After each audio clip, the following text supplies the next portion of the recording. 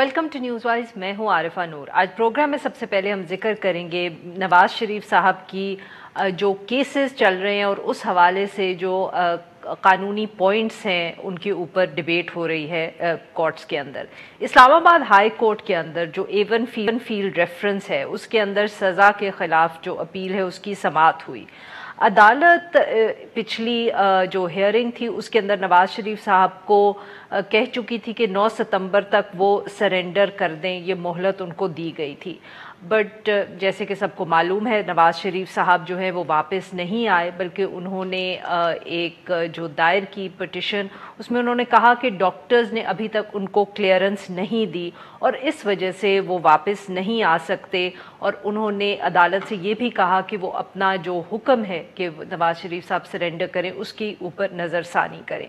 अदालत ने आज की समाअत के दौरान ये कानूनी नुक्ता उठाया कि चूँकि गुज़िश्ता रोज़ एक और केस जिसको तोशाखाना रेफरेंस केस कहा जा रहा है उसके अंदर एक एहतसाब अदालत ने नवाज शरीफ साहब को इश्तहारी करार दे दिया है, तो अब ये सवाल सामने आता है इस्लामाबाद हाई कोर्ट के कि क्या एक जो इश्तहारी करार दिया जा चुका है शख्स उसकी अपील अदालत के अंदर सुनी जा सकती है। इसके साथ साथ अदालत ने ये भी सवाल उठाया कि एक इश्तहारी मुल्ज़िम कि जो अदालती अहकामात के बावजूद अगर वो सरेंडर ना करे तो क्या उनकी जो अपील है उस शख्स की वो सुनी जा सकती है।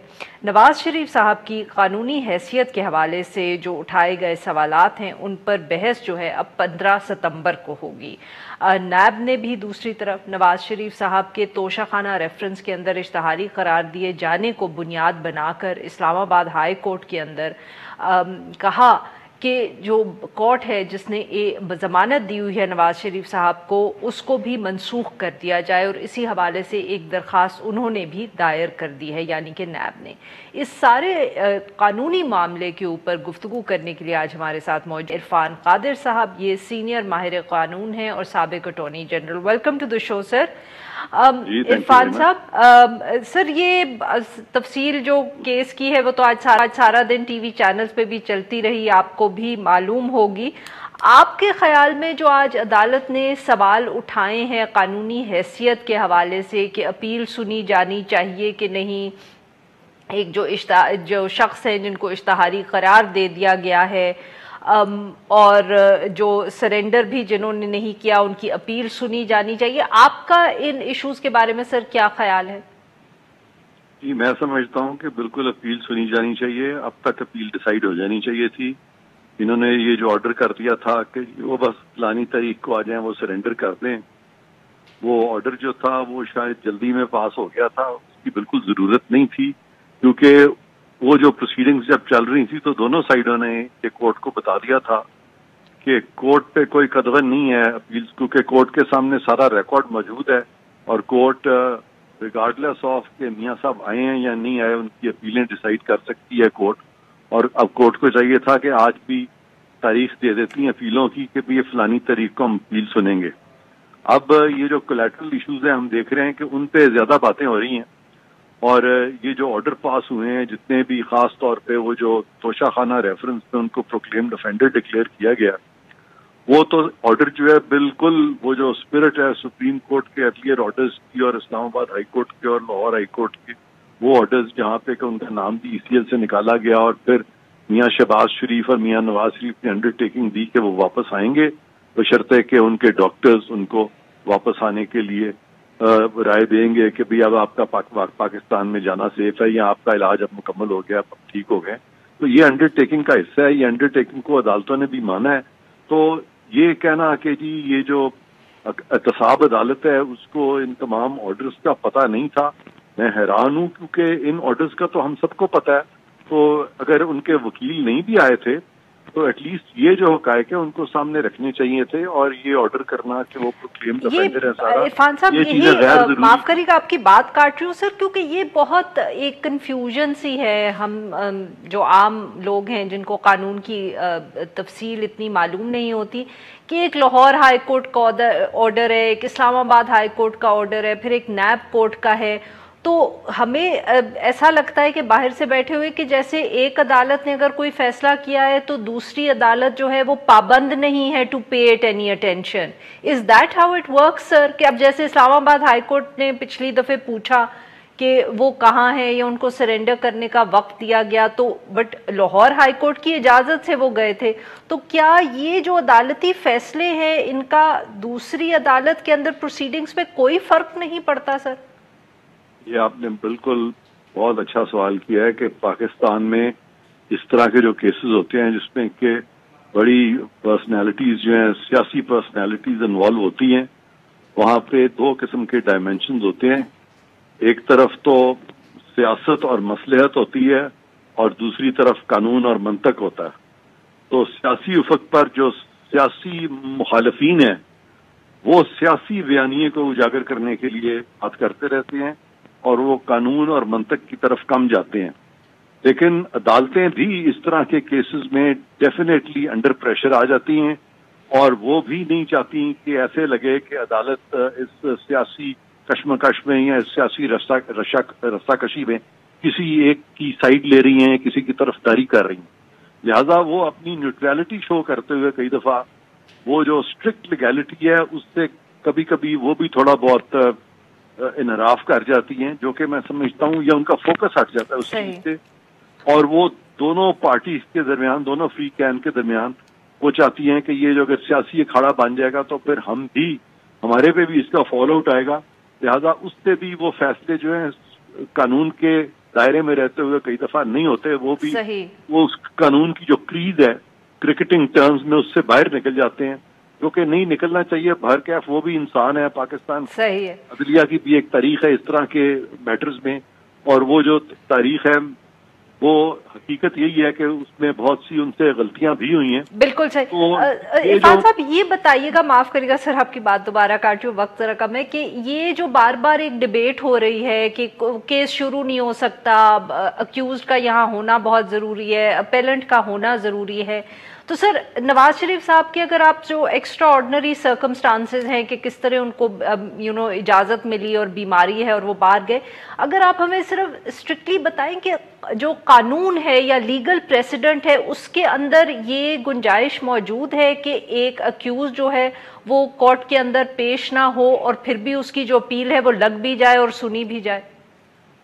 جی بالکل. اپیل جو ہے اس پہ جو کورٹ کے سامنے جو بھی ریکارڈ ہوتا ہے اگر وہ ریکارڈ مکمل ہے وہ پورا ہے تو کورٹ اس پہ فیصلہ کر سکتی ہے قطع نظر اس پہ کہ ملزم جو ہے وہاں پہ موجود ہوں یا نہ ہوں, کیونکہ یہ ٹرائل نہیں ہے. ٹرائل سے یہ ٹھیک ہے کہ کہا جاتا ہے کہ ٹرائل ان ایبسینشیا نہیں ہو سکتا, چارج فریم ان ایبسینشیا نہیں ہو سکتا, وہاں پہ ٹرائل میں جو گواہ ہیں یا وہ سارا جو ایک پروسیجر ہے وہ مکمل کرنا ہوتا ہے.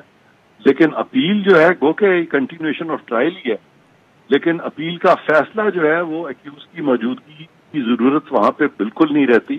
اور اگر ایکیوز خود کہہ دے کہ میرے وکلا ہیں, بلکہ ٹرائل میں بھی اگر جو پریلیمنری ٹرائل اگر مین مکمل ہو جائے سارا اور صرف بحث کی بات رہ جائے اور ملزم کہے کہ جی میری یہ مجبوری ہے اور میں مجھے استثنا دیا جائے حاضری سے, تو اس کو استثنا بھی دیا جاتا ہے, فیصلہ بھی کیا جاتا ہے. پی آئی اے انلیگل اپوائنٹمنٹس میں محترمہ بے نظیر بھٹو جو تھی ان کو استثنا مل گیا تھا اور پھر بعد میں ان کا ایکویٹل ہو گیا تھا, وہ خود حاضر نہیں ہوئی تھی. صحیح. تو اس طرح سے بہت سارے اگزامپلز ہیں اور اس کیس میں تو میں سمجھتا ہوں کہ جیسے میں نے شروع میں بھی کہا تھا کہ اپیلیں جو ہیں اس کو سننے میں کوئی بھی رکاوٹ نہیں ہے قانونی اور کوئی امر مانے نہیں ہے کہ وہ نہ سنا جائے. بالکل صحیح. سر آخری سوال یہ بتائیے گا کہ جو یہ ٹرائل کورٹ کے اندر ان کو اشتہاری قرار دیا ہے اس کی سر لیگل کانسیکوینسز کیا ہوتے ہیں؟ what does it mean in legal terms for Nawaz Sharif صاحب؟ ہاں اس پہ وہ ان کو اشتہاری کیا گیا ہے تو نواز شریف صاحب جو ہیں ڈیفینیٹلی اس آرڈر کا سہارا لیں گے جس آرڈر کے تحت وہ ملک سے باہر گئے تھے اور اس انڈر ٹیکنگ کا سہارا لیں گے جو کہ لاہور ہائی کورٹ نے مانی ہے.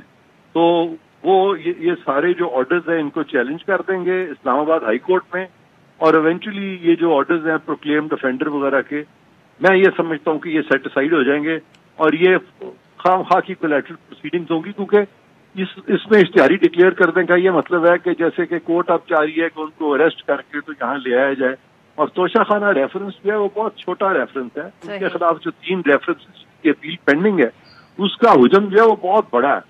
اور اس میں بھی جب ریفرنس جب فائل ہو چکا تھا اور ٹرائل سٹیج پہ میاں نواز شریف کو اریسٹ نہیں کیا گیا تھا. اور توشہ خانہ میں بھی آپ دیکھیں کہ یوسف رضا گیلانی صاحب کو یا آصف زرداری صاحب کو کسی نے اریسٹ نہیں کیا. لہذا میاں صاحب کو اریسٹ کرنے میں اتنی اجلت کرنی, جلدی کرنی کہ اس کو پکڑ کے لے آئے, ایبسکونڈر ڈکلیئر کر دیا ہے, جبکہ وہ سارے حقائق جو میں نے آپ کو بتائے ہیں, جن حقائق کے پیچھے وہ ملک سے باہر گئے تھے, وہ بھی تو آپ کو مد نظر رکھنے پڑیں گے. تو ایونچولی میں سمجھتا ہوں کہ یہ پروسیڈنگز جو ہیں یہ ساری ریلیونٹ ہو جائیں گی. سارا ڈپینڈ کرتا ہے ان کی اپیلز کے ڈیسیجن پہ. اگر تو وہاں پہ ان کی کنوکشن ہو جاتی ہے تو پھر تو انٹرپول کے ذریعے ایک قانونی طریقہ ان کو اپنانا پڑے گا. لیکن اگر وہ وہاں پہ اکوٹ ہو جاتے ہیں تو پھر یہ توشہ خانہ ریفرنس کی تو کوئی حیثیت ہی نہیں رہ جاتی. بہت بہت شکریہ عرفان صاحب نے ہم سے بات کی. ناظرین یہاں پہ لیں گے ایک چھوٹا سا بریک, اور جب ہم بریک سے واپس آئیں گے تو ہم بات کریں گے جو لاہور کے اندر واقعہ ہوا. ایک خاتون موٹر وے پہ سفر کر رہی تھیں اور ان کے ساتھ جو وہاں گاڑی جب کا بریک ڈاؤن ہوا تو اس کے بعد جو زیادتی کی گئی. اسٹے ود اس.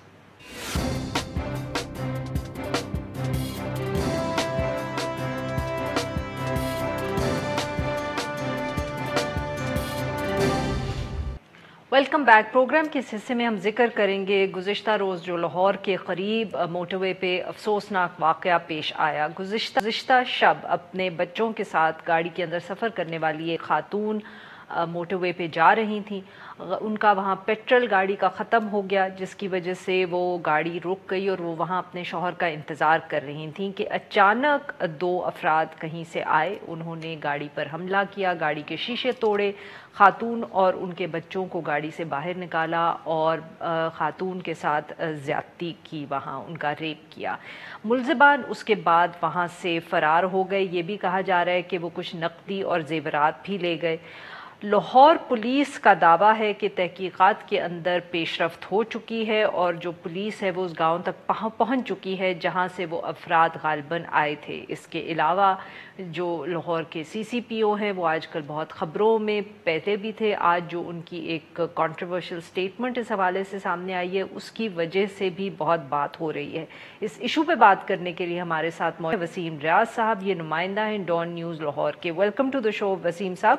جی سر, بتائیے گا کہ اب تک کیا پیش رفت ہوئی ہے اس واقعے کے اندر, اور یہ جو گاؤں ہے پولیس یہاں کیسے پہنچی ہے, کس طرح انہوں نے معلوم کیا کہ یہ والا گاؤں تھا جہاں سے غالباً وہ افراد آئے ہیں. سب سے پہلے تو میں آپ کو بتاؤں کہ یہ کرول گاؤں ہے, اس کے قریب جو ہے موٹر وے کے قریب 3 گاؤں جو ہیں وہ آباد ہیں جہاں پر پولیس جو ہے وہ پہنچ چکی ہے. اور پولیس نے کل رات سے وہاں پر جو ہے وہ آپریشن شروع کیا ہوا ہے اور اس چیز کی تصدیق جو ہے وہ CCPO لاہور نے آج کی. ان کا کہنا تھا کہ 14 سے 15 مشتبہ افراد کو جو ہے وہ حراست میں لیا ہے, جن سے تفتیش جو ہے وہ کی جا رہی ہے اور مختلف پہلوؤں پر ان سے پوچھ گچھ جو ہے وہ کی جا رہی ہے. جبکہ DNA ٹیسٹ کے لیے جو سیمپل کلیکٹ کیے تھے وہ بھی فرانسک سائنس ایجنسی میں جو ہے وہ بھجوا دیے گئے ہیں.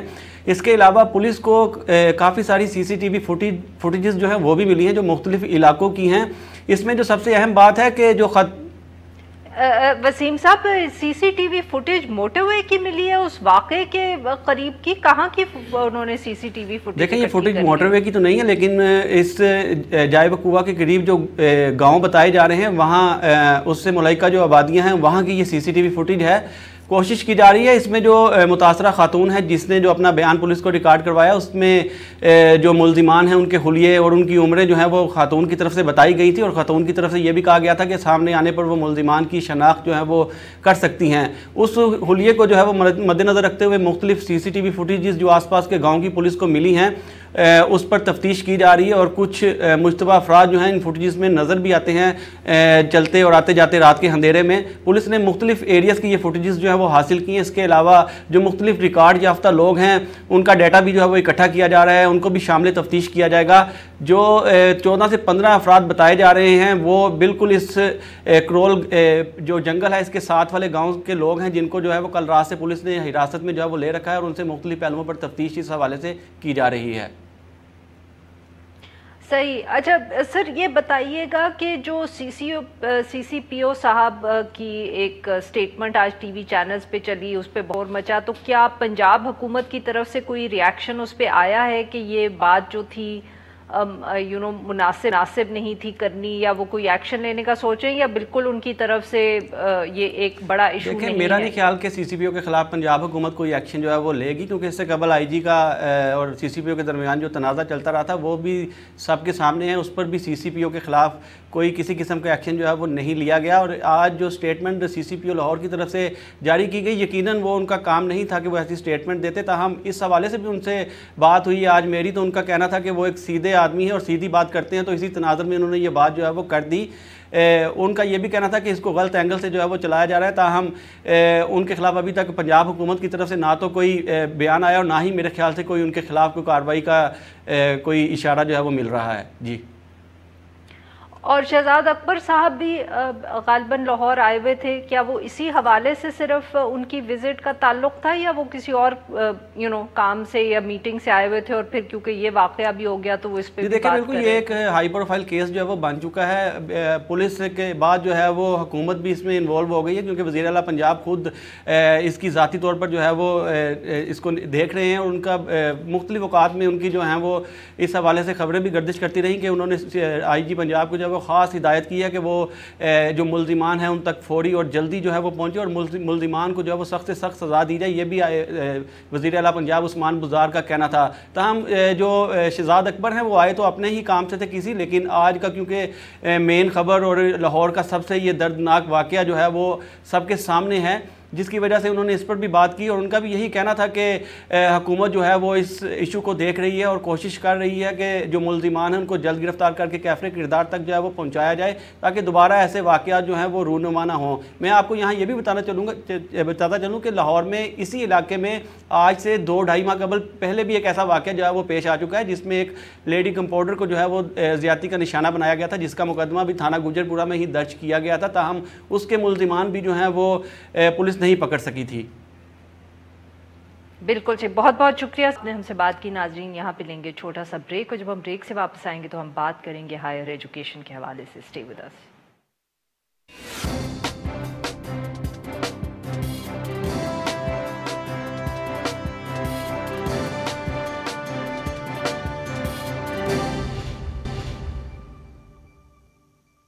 Welcome back. پروگرام کے اس حصے میں ہم ذکر کریں گے ہائر ایجوکیشن کمیشن کے حوالے سے جو ایک اہم خبر سامنے آئی ہے. میڈیا رپورٹس کے مطابق ایچ ای سی نے جو اسکالرشپ پہ بیرون ملک بھیجے تھے پاکستانی طالب علم, 132 طالب علم, ان میں سے 80 جو ہیں وہ واپس نہیں آئے, اور ان کے حوالے سے کوئی معلومات بھی نہیں ہے کہ وہ کہاں ہیں اس وقت, اور ان کا کوئی ارادہ ہے کہ نہیں. اس کے علاوہ 50 کے قریب ایسے طالب علم ہیں جو بیرون ملک یونیورسٹیز کے اندر فیل ہونے کے بعد واپس آئے ہیں. رپورٹس کے مطابق ایچ ای سی کا ان 132 طلباء کے اوپر 955 ملین روپے جو ہے وہ خرچ ہوئے ہیں, اور جبکہ اسکالرشپ پر بیرون ملک بھجوائے جانے والے پروگرام کے جو دوسرا فیز ہے اس کے اندر بھی تقریباً 70 طلباء ایسے ہیں جن کے واپس نہ آنے کی اطلاعات ہیں. اس کے ساتھ ساتھ ایچ ای سی کا جو حالیہ آڈٹ ہے اس کے اندر 106 پروجیکٹس ایسے ہیں جو اپنی مدت مکمل ہونے کے باوجود مکمل نہ ہو پائے. اس سارے ایشو کے اوپر گفتگو کرنے کے لیے آج ہمارے ساتھ موجود ہیں کاشف عباسی صاحب. یہ نمائندہ ہیں ڈان اخبار اسلام آباد کے. ویلکم ٹو دا شو کاشف. جی سر, بتائیے گا کہ یہ کون سی اسکالرشپ کا پروگرام تھا جس پہ یہ بچے بھیجے گئے, کب ان کو باہر بھیجا گیا, یا جو جن میں سے اتنے زیادہ جو ہیں وہ غائب ہو گئے ہیں, واپس نہیں آئے؟ جی السلام علیکم. یہ ایچ ای سی کا پی ایچ ڈی اسکالرشپ کا پروگرام ہے جو مطلب جب سے ایچ ای سی بنا 2002 کے بعد مسلسل یہ چلتا رہا ہے, مطلب 4 سال بعد 5 سال بعد مختلف بیچز میں اسٹوڈنٹ جاتے ہیں. تو یہ جو لیٹسٹ چیز سامنے آئی ہے کہ پبلک اکاؤنٹ کمیٹی کی سب کمیٹی میں بتایا گیا یہ صرف ایک پروجیکٹ کی بات ہو رہی ہے کہ جس میں 132 اسٹوڈنٹ گئے اور ان سے 80 جو ہیں وہ واپس نہیں آئے. اس کے علاوہ کاشف کیا ایک ہی ملک میں سارے بچے گئے تھے؟ نہیں, یہ مختلف جو آپ کی یونیورسٹیز ہیں, فارن یونیورسٹیز, اس میں نیوزی لینڈ میں, آسٹریلیا میں, انگلینڈ میں, مطلب دنیا کی جو اچھی سے اچھی یونیورسٹیز ہیں اس میں یہ ٹیکس پیئر کی منی سے ان کو بھیجا گیا, اور 80 کے قریب جو ہے وہ واپس آئے نہیں, اور 52 ہیں جو فیل ہو گئے. اس کے علاوہ میں آپ کو یہ بتاتا چلوں کہ صرف یہی وہ لوگ نہیں ہیں, اوور آل آج کی ڈیٹ تک ایچ ای سی کے بعد 450 کے قریب اس طرح کے جو بگوڑے ہیں, جو ابسکینڈر ہیں, جو واپس نہیں آئے. تو ان کی ٹوٹل جو فگر اگر آپ وہ ملا کے کریں تو یہ 500 کے قریب ایسے اسٹوڈنٹ ہیں جو واپس نہیں آئے. اور یہ 500 کا جو فگر ہے یہ جب سے HEC کو اسٹیبلش کیا گیا اس کے بعد سے ہے. جب سے HEC نے یہ اسکالرشپ کا آغاز کیا اور جب سے یہ اسکالرشپ کے اسٹوڈنٹ کو بھیجنا شروع کیا, تو اگر اس ساری کو ملا کے ہم بات کر رہے ہیں تو یہ 500 کے قریب ہے. اس میں HEC مختلف کورٹس میں ان کے خلاف کیس پرسو کر رہا ہے, لیکن کوئی سیریس ڈیولپمنٹ نہیں ہے. وہ بہت ہی سمال فگر ہے جو اگر کسی نے پیسے واپس کروائے HEC کے خزانے میں جمع کروائے, گورنمنٹ کو واپس کیے. تو کاشف, جب ایسے طالب علم جو ہیں جن کو باہر بھیجا جاتا ہے اور HEC ان کو اسکالرشپ دیتی ہے, تو کیا کوئی کمٹمنٹ بھی ہوتی ہے ان کے ساتھ کہ وہ اپنی پڑھائی جو ہے مکمل کر کے واپس پاکستان آئیں گے؟ جی, جو ان کا جو رول ہے اس کے مطابق تو یہ اتنا پیسہ لگایا اس لیے جاتا ہے کہ انہوں نے واپس آنا ہے. نہ صرف واپس آنا ہے بلکہ آنے کے 5 سال تک وہ پاکستان میں سرو کریں گے اور پاکستانی یونیورسٹیز میں پڑھائیں گے. اسی لیے ان کے اوپر اتنا خرچہ کیا جائے. لیکن HEC کے پاس اتنا ایسا میکنزم نہیں ہے جس سے وہ ان کو, اگر ان سے سیکورٹی بانڈ لیتے ہیں تو وہ اتنی اس کی کیئر نہیں کرتے. اب جا کے انہیں تھوڑا بہت شاید اس چیز کا احساس ہوا تو یہ کہتے ہیں کہ ہم ان کی کوئی پراپرٹی ہوگی یا کوئی. کس طرح کا سیکورٹی بانڈ ان سے لیتے ہیں؟ یہ سیکورٹی بانڈ ایفیڈیوٹ لے لیا یا اسٹام لے لیا, سیکورٹی بانڈ لے لیا کہ اگر آپ نہیں آئیں گے تو ہم آپ سے اس طریقے سے ریکور کرائیں گے. لیکن وہ میکنزم میں اس میں کامیاب یہ نہیں ہو سکے. اسی کی وجہ ہے کہ اتنی زیادہ بڑے, اگر 500 کے قریب یہ فگر ہے تو یہ اس میں فیل ہو چکے ہیں. اور دوسری ایک چیز میں آپ کو اور بتاتا جاؤں, HEC کا جو بجٹ ہے وہ 90 بلین, آج اس وقت بھی اس سال بھی جو آپ کا جو فائنینشیل ایئر ہے 90 بلین سے زیادہ HEC کا بجٹ ہے. لیکن انفارچونیٹ یہ ہے کہ پچھلے 2-2.5 سال سے زیادہ میں HEC کا ED جو پرنسپل اکاؤنٹنگ آفیسر ہوتا ہے وہی اپوائنٹ نہیں ہو سکے. تو یہ تو حالت ہے. تو جب اس طرح کی ریگولیشن ہوگی, اس طرح کی سپرویژن ہوگی تو اس میں اس طرح کے معاملات آئیں گے. لیکن یہ خالی اس مینجمنٹ کا قصور نہیں ہے, یہ پیچھے سے چلتا آ رہا ہے اور انہوں نے بھی کوئی آگے اس میں کوئی بریک تھرو نہیں کیا. تو کاشف یہ بتائیں کہ مطلب کہ یہ ذرا کیا اب انہوں نے کوئی, جیسے آپ کہہ رہے ہیں کہ پہلے سیکیورٹی بانڈ تھا وہ افیکٹو نہیں تھا, تو اب یہ کوشش کریں کہ کوئی اور سسٹم ایوالو کریں, مگر ابھی کوششیں ہی جاری ہیں, کر نہیں پائے. اور اس میں یہ کل جس طرح انہوں نے کمیٹی میں بھی بتایا کہ یہ کہتے ہیں کہ ہم اس اسٹوڈنٹ کو بھیجیں گے جس کے پاس کوئی پلاٹ اس کا وہ پلیٹ کریں گے یا کوئی زمین ہے. لیکن اس میں بھی ایشو یہ ہے کہ یہاں پہ بہت سارے اسٹوڈنٹ جو ہیں جو جن کا تعلق ایک لوور مڈل کلاس فیملی سے ہوتا ہے, جن کے پاس نہ پلاٹ ہے نہ کوئی گھر ہے اس طرح کا جو آپ کو گروی رکھا سکیں. تو اس میں ایک نیا پنڈورا باکس کھل جائے گا کہ اگر کوئی ٹیلنٹڈ بچہ ہے لیکن اس کے پاس یہ چیزیں نہیں ہیں, تو شاید جس طرح کل کمیٹی کی بھی ایک سجیشن یہ بھی تھی کہ آپ بجائے یہ کرنے کی کوئی نوٹیبل اور یا کوئی جو ویل آف جو لوگ ہیں اس علاقے کے وہ کوئی گارنٹی دیں یا وہ کوئی پیسے کسی کے پاس جمع کروائیں تو اس کے بعد آپ کسی کو باہر بھیجیں. اور کاشف یہ بتائیں کہ جو بچے فیل ہو جاتے ہیں باہر جا کے, اگر وہ حکومت کے پیسے پہ گئے ہیں اور وہ وہاں پاس نہیں ہو رہے یونیورسٹی سے, تو وہاں بھی کوئی پینلٹی سسٹم ہے یا بالکل وہاں HEC again is powerless? HEC کے پاس کوئی کلیئر کٹ میکنزم نہیں ہے. اگر HEC کے اگر میں نے آج بھی جب آپ نے کہا پروگرام کے حوالے سے تو میں نے ان سے پتہ کرنے کی کوشش کی, تو نہ تو وہ اس پہ کھل کے بات کرتے ہیں. ویسے جو بائی بک تو انہوں نے بنایا ہے کہ 25% پلینٹی ہوگی اسٹوڈنٹ کے اوپر جو یہ کمپلیٹ کر کے نہیں آئے گا. تو پلینٹی تو دور کی بات ہے, جو اوریجنل پیسے اسٹوڈنٹ کے اوپر خرچ ہوئے یہ وہ لینے میں بھی ناکام ہے, تو وہ تو ایک اس کے اوپر جرمانہ لگانا تو وہ تو بات کی بات ہے. بالکل صحیح, بہت بہت شکریہ کاشف نے ہم سے بات کی. ناظرین یہاں پہ لیں گے ایک چھوٹا سا بریک.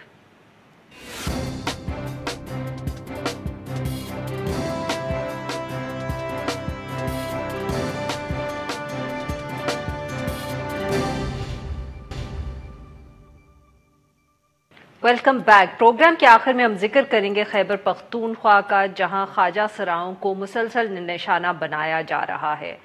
گزشتہ روز پشاور کے نواحی علاقے پلوسی میں ایک خواجہ سرا گل پنڑا اور ان کے ایک ساتھی کو گولیوں کا نشانہ بنایا گیا.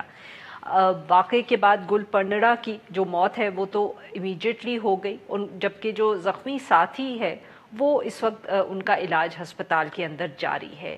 یہ کوئی ایک انوکھا یا پہلا واقعہ نہیں ہے. خواجہ سراؤں کے حقوق کے لیے پشاور کے اندر کام کرنے والی ایک تنظیم کے مطابق 2015 سے لے کر اب تک خیبر پختونخوا کے اندر 1500 کے قریب جو خواجہ سرا ہے وہ ریپ کا نشانہ بن چکے ہیں, جبکہ 70 کے قریب کو قتل کیا گیا ہے. اس حوالے سے اور آج بھی جب ہم اس سٹوری کے لیے کام کر رہے تھے تو خبر آئی ہے کہ ایک اور ایسا واقعہ جو ہے وہ پیش آیا ہے. اس سارے ایشو پہ بات کرنے کے لیے آج ہمارے ساتھ موجود ہیں علی اکبر صاحب یہ bureau chief Dawn News Peshawar کے. ویلکم ٹو دا شو. جی علی اکبر, یہ جو تازہ ترین واقعہ ہے گل پندڑا کا, ذرا اس کی ہمیں تفصیلات بتائیے گا, اور پھر جو آج ایک نیا تازہ ترین واقعہ ہوا ہے اس کے بارے میں بھی ذرا ذکر کریے گا. شکریہ عارفہ. اور یہ گلپانا کا جو واقعہ ہے یہ پلوسئی کا جو پشاور کا دیہاتی علاقہ ہے, قریب ہی ہے, وہاں پر یہ لوگ گئے تھے کسی فنکشن کے لیے, اور رات کو جب یہ واپسی پر اپنی گاڑی میں بیٹھے تو نامعلوم افراد نے اس پر فائرنگ کی ہے, کیونکہ جو ایف آئی آر درج کرائی گئی ہے تو اس میں نامعلوم افراد کا ذکر کیا گیا ہے, اور اس میں جو شکیل عرف گلپانا اور اس کے ساتھ جو ہے طارق عرف چاہت, تو یہ دونوں موجود تھے اسی گاڑی میں. گلپانا کی ڈیتھ جو ہے وہ اسپاٹ پر ہوئی, اور جو ان کا ساتھی تھا تو ان کو پھر یہاں پر اسپتال منتقل کیا گیا, اور وہ جو ہے اب تک زیر علاج ہے. اب تک ہم نے ابھی کچھ دیر پہلے تک اس واقعے کی جو ہے تھانے سے معلومات حاصل کی کہ اس واقعے میں کسی فرد کو گرفتار کر لیا گیا ہے یا نہیں, تو اب تک اس میں صرف ایف آئی آر درج کرا دی گئی ہے اور کوئی گرفتاری جو ہے وہ عمل میں نہیں لائی گئی ہے.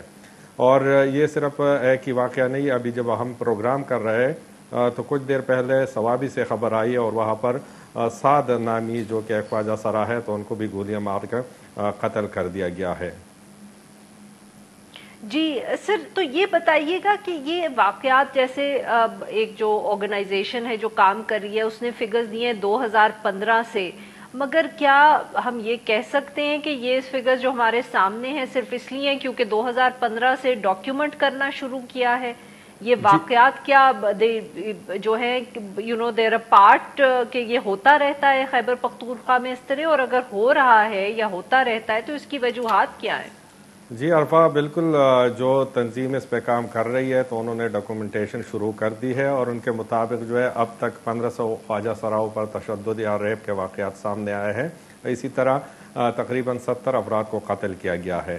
یہ واقعات پہلے بھی ہوتے رہے ہیں خیبر پختونخوا کے مختلف علاقوں میں, اور ان واقعات کی وجہ جو ہے وہ بالکل واضح ہے, کیونکہ یہی خواجہ سرا لوگ بے ضرر ہوتے ہیں اور زیادہ تر ان کا اپنی فیملیز کے ساتھ, اپنے رشتہ داروں کے ساتھ کوئی واسطہ نہیں ہوتا اور نہ ان کے ساتھ کوئی تعلق رکھتے ہیں.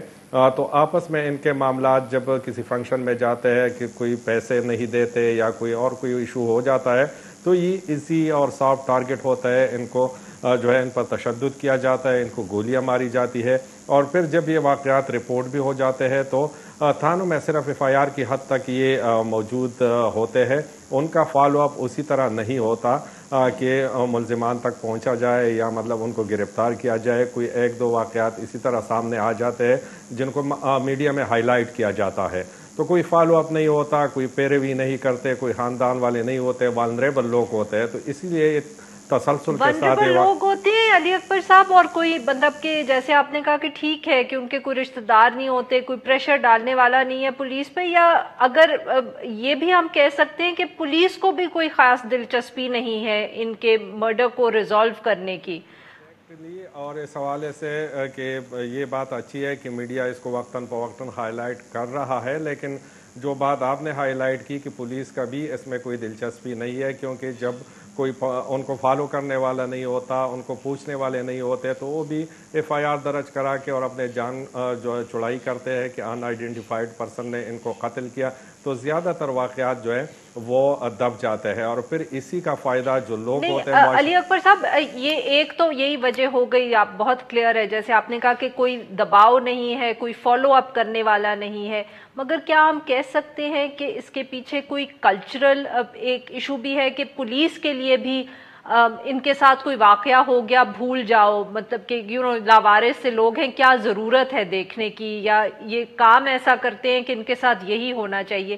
کیا ہم یہ کہہ سکتے ہیں کہ کوئی کلچرل وجوہات بھی ہیں کہ پولیس دلچسپی نہیں لیتی؟ جی بالکل عارفہ, ہمارے معاشرے میں جب مطلب جو ہے گھر سے کسی جو ہے مرد یا خاتون کو نکالا جاتا ہے اور پورے جو ہے سوسائٹی کے اندر پھر ان کو اسی طرح عزت سے نہیں دیکھا جاتا, تو یہاں پر تو کلچرل یہ ایشو ہے ان کے ساتھ کہ کوئی مطلب جو ہے انتہائی जो उनका ड्यू रिस्पेक्ट है वो नहीं दिया जाता और उनको जो है अच्छी नज़रों से नहीं देखते। फिर यही चीज़ें आगे आके उनके साथ जब कोई वाक़यात होते हैं, थानों में आते हैं, कचहरी में आते हैं, तो फिर वही जो रवैया होता है साथ साथ उधर भी आता है। और फिर जब कोई पूछने वाला नहीं होता तो पुलिस भी बिल्कुल उसको नॉर्मली लेते हैं। अब मीडिया इन चीज़ों को उठा रहा है तो उससे थोड़ी सी मतलब जो उनको कवरेज तो मिल जाती है और 1-2 दिन तक उनको याद किया जाता है। बाकी मतलब जो है वो फिर वही केसेस और वही चीज़ें बिल्कुल मतलब जो है उसका कोई फॉलो अप नहीं होता और फिर अगले दिन एक और वाक़या हो जाता है क्योंकि उनका ना कोई पूछने वाला होता है। और इसके साथ साथ में जो गैर सरकारी तंजीमें भी इस पर काम कर रही है, एक हवाले से डॉक्यूमेंटेशन तो करते हैं, पूछते भी, हाईलाइट भी करते हैं, ताहम उसी तरह मतलब केसेस को फॉलो नहीं किया जाता और कोई एक केस हमारे सामने मिसाल बन के नहीं आया कि किसी ख्वाजा सरा को कत्ल करने वालों को सज़ा मिली। अगर 1-2 केसेस हमें सामने आ गए तो हो सकता है कि इसमें कमी वाक़या हो। बहुत बहुत शुक्रिया, आपने हमकी नाजरीन आज के लिए बस इतना ही। Will be back tomorrow at the same time.